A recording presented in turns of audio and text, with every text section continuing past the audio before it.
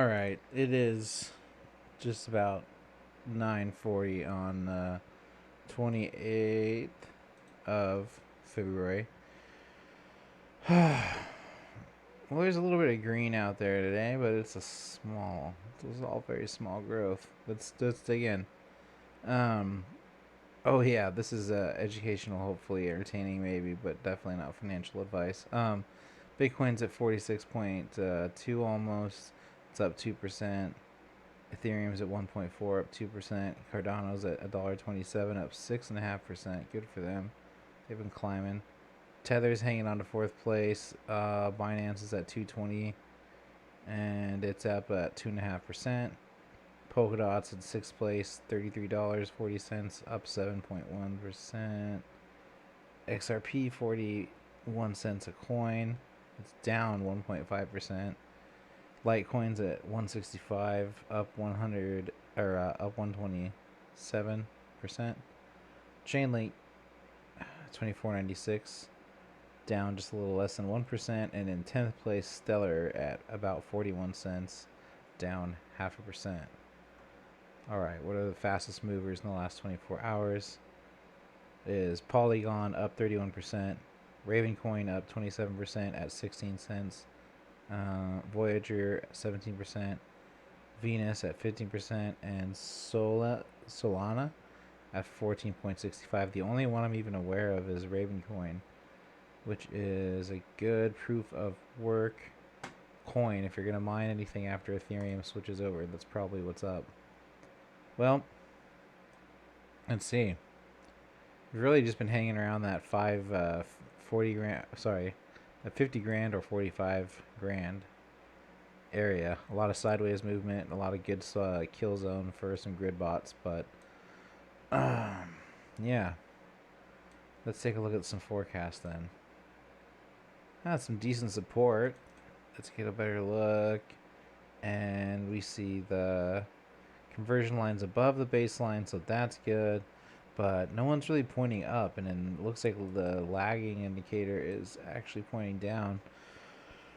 But all that's happening above some pretty good looking support, so perhaps we'll have a little bit of a bounce. It would make sense if we were bouncing off of the 45K mark. Let's see. Some EMAs. Well, these are primed for some upward momentum, so that crossover just occurred finally about 8 hours ago, something like that. 6 hours ago. So yeah, maybe we'll see some upward movement. Let's see. All right.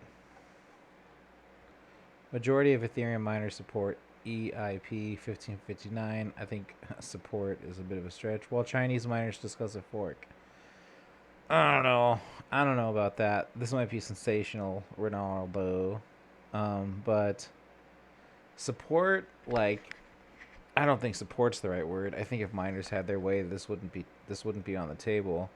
But I think that miners are looking at ways to work once it's to continue working once it's implemented, because it seems inevitable, and because frankly, like, the developers on Ethereum just don't give a fuck about miners, even though miners have been supporting the network for years, literally its entire lifespan, because it's not like it's proof of stake yet.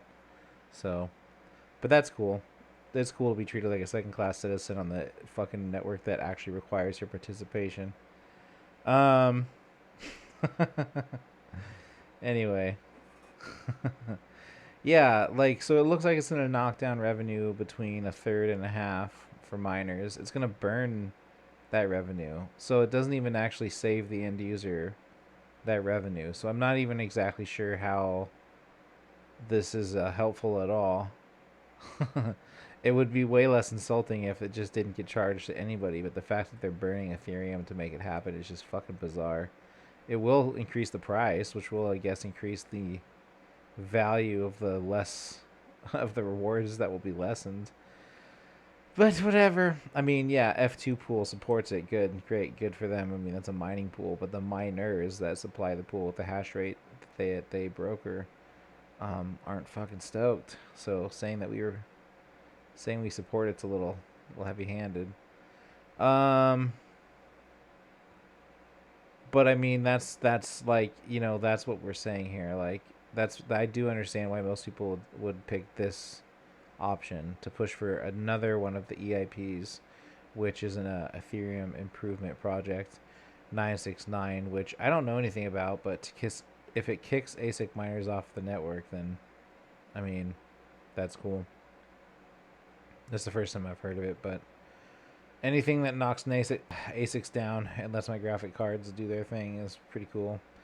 And then we have this little paragraph here at the end, which is why I kind of clicked in the first place.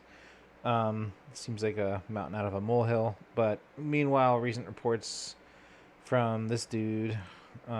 This is the report basically, because I mean, for me at least, unless you can read that, but I can't. But anyway, is that Chinese miners are discussing forking the Ethereum chain before proof of stake is the only part left before they turn off proof of work. But they did that already. I mean, there's Ethereum Classic. So what are you gonna have, like Ethereum Classicer and Classic less? I mean, I don't know. It just seems to me that when it switches to proof of stake, they would just switch their miners over to Ethereum Classic. I don't know why they'd fork another time. Um, but that's just me. And then just randomly at the bottom of this article is how Cardano is just burning up fucking Ethereum and everyone else on the altcoin charts. So there's that. What else do we got? Did we do this one? Oops. Shit. um, we're going to pull an Elon Musk. That wasn't even the right page. There you go. The PM shows are a little loser. Can you tell? We're going to pull an Elon Musk, says Cardano's Hoskinson.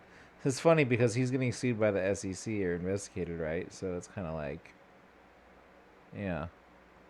Not that article. But anyway. Okay. Well, what he means by that isn't so much the market manipulation that Musk keeps getting called out for. He's talking more about pushing the scientific agenda, writing a white paper on the Boring Company, and just putting it out there and being like, hey, what engineers can do this? And apparently people step forward who can. So I guess he's basically planning on writing a set of goals he just wants to see engineered into his software and just putting it out there and seeing who wants to crack at it. I mean, I think that's kind of the gist of what he said there. I mean, for fuck's sake, he's been live for like 8 hours today on another AMA. So,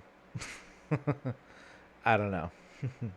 He's been on a tear for like a week here. He's enjoying the attention very much. Every time I sign on to YouTube, he's still on the same damn live stream. Ripple SEC. I guess this article pretty much just talks about the judge being a big factor. I guess like the Kick. I don't know anything about it, but I guess Kick went to court and the judge was unfriendly to technology companies in general, so they just kind of got their shit on. Apparently, Ripple got a better judge and will probably benefit from that. That's basically this article. But I've been following the Ripple thing close because that coin took an absolute fucking murder after it got found out that they were getting sued. But I kind of just, from the start, didn't think that lawsuit sounded like a huge deal the way it was described. So I thought that it was a good time to buy at the bottom, so I did. And I've been following this story to see how that works out. All right. Good night.